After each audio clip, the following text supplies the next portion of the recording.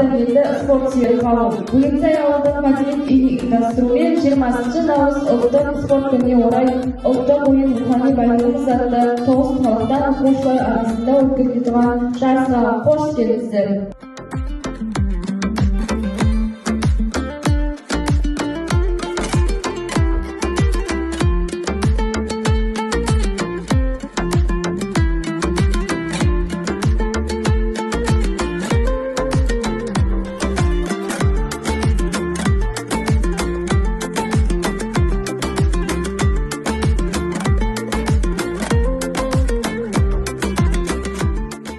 Осымен ұлттық спорт күніне ұйымдастырылған 9 құмалақ жарысы өз мәресіне жетті.